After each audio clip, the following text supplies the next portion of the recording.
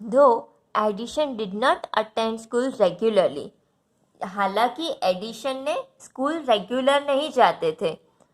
He use to read every book in his reach, यानी अगर वैसे तो वो स्कूल रेगुलर नहीं जाते थे, फिर भी वो हर किताब पढ़ते थे जो उनके बस में हो.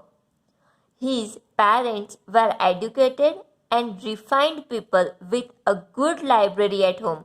अभी उनके पापा के पास भी ऐसा था, वो लोग अच्छे खासे पढ़े हुए थे, प्लस रिफाइंड पीपल थे. रिफाइंड का मतलब क्या होता है? Well educated and having a high position in society, यानी उसकी समाज में अच्छी ऐसी परिकृष्टता थी. He read voraciously, mostly books on history and science. Voraciously का मतलब क्या होता है? Regularly and in large quantities. वो इतनी ज़्यादा बुक्स पढ़ते थे, और सारी बुक्स किसके ऊपर होती थी? या तो हिस्ट्री के रिलेटेड या साइंस से related. He even tried reading scientific books that were beyond the grasp of child. grasp का मतलब क्या होता है? अंडरस्टैंडिंग. उन्होंने कुछ ऐसी भी किताबें पढ़ी थी साइंस की, विज्ञान की, कि जो एक छोटे बच्चे के समझने से परे थी. छोटे बच्चे इतने जल्दी आसानी से नहीं समझ पाते थे. वैसी भी स्टोरी उन्होंने वैसी भी बुक्स वो पढ़ते थे साइंस की. फिर आगे क्या हुआ? इन अ सेलर. सेलर का मतलब क्या होता है? सेलर का मतलब होता है an underground room use for storing things, यानी कि तहखाना टाइप. ठीक है. तो in a cellar of his house Edison set up a small laboratory when he was 10 years old. अभी 6 साल की उम्र में तो उन्होंने ऐसे कारनामे किए थे. अब 10 साल की उम्र में उन्होंने क्या किया था?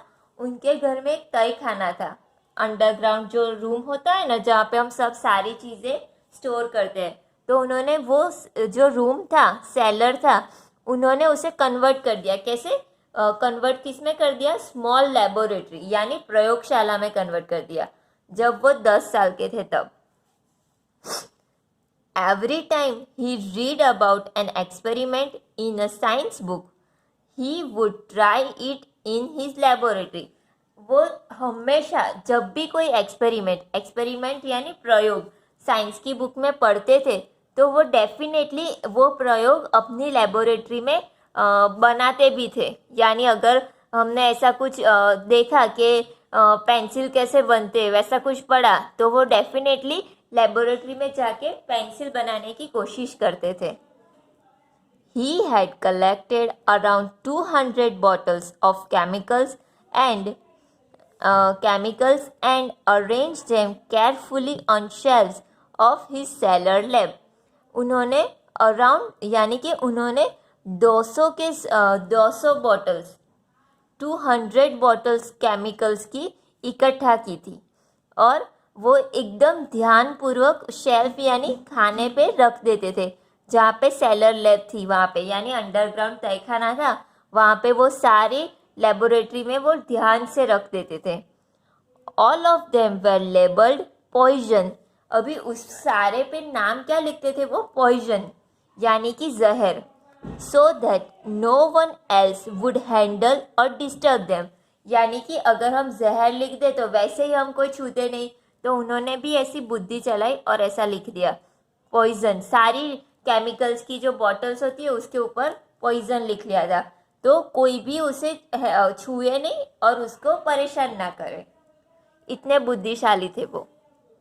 The experiment consumed the boys pocket money rapidly. अभी कंज्यूम का मतलब क्या होता है? कंज्यूम यानी यूज हो जाना, यानी कि खत्म हो जाती थी. वो जो प्रयोग करते थे उसमें उनकी पॉकेट मनी जो मम्मी पापा देते होंगे उसको, वो खत्म हो जाती थी. Soon he started working as a news boy, though his parents objected this. यानी कि उन्होंने तुरंत ऐसा कुछ हुआ इसलिए वो न्यूज़ बॉय का मतलब क्या होता है? A boy who sells newspaper. तो ऐसे जो न्यूज़पेपर बॉय देने आते हैं वैसे उन्होंने काम किया, लेकिन उनके मम्मी पापा को तो वो पसंद नहीं था, तो उन्होंने उसका ऑब्जेक्ट किया, यानी कि उन्होंने उसका विरोध किया। Edison pointed out that a news boy he could earn all the money he needed for his experiment. तो फिर एडिशन ने भी उनको समझाया कि जो मुझे अपने प्रयोग करने के लिए जो इतने पैसे चाहिए वो सब मुझे एज अ न्यूज़ बॉय काम करता हूँ तो वो मुझे मिल जाते हैं। Besides he could read newspaper and magazines for free. और उन्होंने अपने मम्मी पापा को कन्विंस करते हुए ऐसा भी बोला कि अगर मैं एज अ न्यूज़ बॉय काम करता हूँ तो मुझे न्यूज़पेपर और मैगजीन्स पढ़ने मिलेगी, और वो भी एकदम मुफ्त में। तो he was soon selling periodicals on local trains that traveled between Port Huron, where he lived, उनका घर कहाँ पे था? पोर्ट हॉर्न में, and Detroit, a business centre. तो वो जल्दी से पीरियोडिकल्स यानी जो सामयिक आती थी वो लोकल ट्रेन्स में भी यहाँ से वहाँ सेल करने लगे, यानी कि बेचने लगे। दैट ट्रैवल बिटवीन, यानी वो पोर्ट हॉर्न से डेट्रॉइट तक जाती थी। पोर्ट हॉर्न का था वो उनका घर था, और बिजनेस सेंटर का था उनका डेट्रॉइट था। Okay, this train had a disused smoking compartment which was given to Edison to keep his paper। अब disused का मतलब क्या होता है? no longer used, यानी वो वहाँ पे यूज़ नहीं हो रहा था।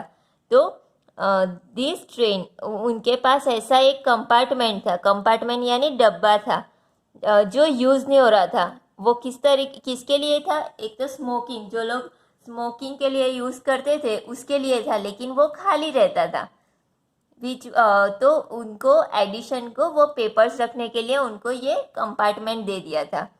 He kept his papers there, तो वो वहाँ पे अपना पेपर्स रखते थे। But besides that he also transferred his laboratory from the cellar to set it up on the train. तो फिर उन्होंने क्या किया? उन्होंने पेपर तो अपने रखे, लेकिन उसके साथ ही उन्होंने जो लेबोरेटरी सेलर में थी उनकी, वो ट्रांसफ़र कर दी। कहाँ पे? ट्रेन में, वो कंपार्टमेंट में। देखो उनकी साहसिक प्रवृत्ति तो देखो कि जो सेलर था, जो अंडरग्राउंड रूम था, उन्होंने वो शिफ्ट कर दिया ट्रेन के अंदर। एट द एज ऑफ 14, अभी 14 की उम्र के वक्त क्या किया उन्होंने? Edison become a striking example of overcoming hardship to pursue knowledge. Pursue यानी गो आफ्टर, ठीक है। तो 14 की उम्र में वो एक ऐसा एग्जाम्पल बन गए कि अगर आपको पढ़ाई करनी है तो आप क्या क्या कर सकते हो उसके ऊपर।